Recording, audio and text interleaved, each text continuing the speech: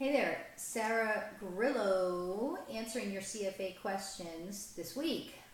From Nefarious Naz, I am a 30-year-old CPA, Rutgers MBA, working in Fortune 100 insurance company controller function, contemplating a transition to entry-level investment analyst rotation role that the company offers primarily to recent college grads. I've been considering a CFA as well. Does this make sense from a compensation perspective? I currently earn $84,000 all in salary plus bonus, and I live in New Jersey.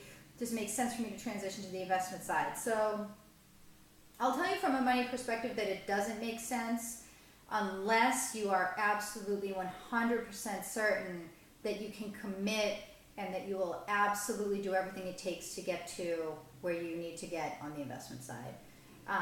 $84,000, by the way, if you're living in New Jersey, this area of the world, that doesn't, it's not like a fortune, okay, to be earning. So, I mean, what I could say to you is that you're still not at that really like high echelon of income where like it would be absolutely,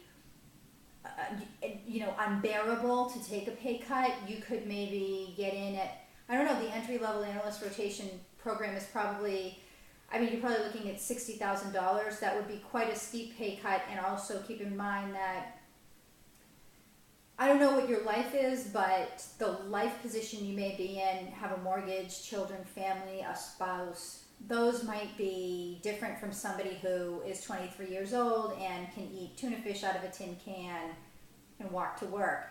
So those are some things to consider. This is a personal decision, but I think the other thing we have to consider is that if you can get into the entry-level analyst program, those programs, you should be aware that those programs typically have a very high turnover rate.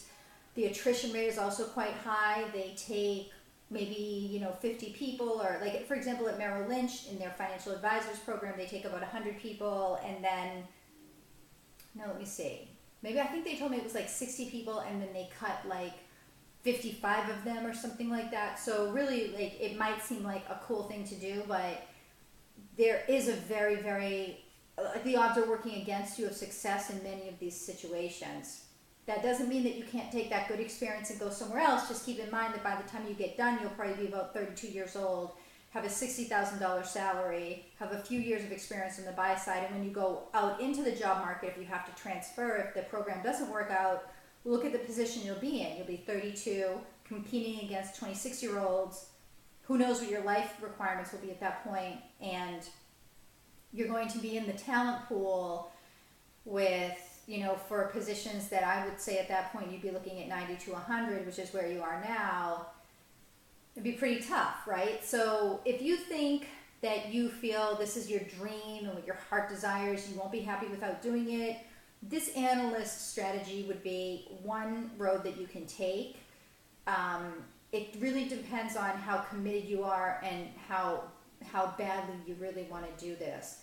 I'll tell you, in the long term, the earnings potential of being on the investment side are probably higher. However, I would consider also that it is probably slightly more cyclical and subject to termination in the event of recession than a controller or financial planning role would be. Anyways, Nefarious, thanks for writing in, and I hope this was helpful. Please, everybody, thumbs up if you like the response, and thank you for the views. Thank you for watching. Bye now.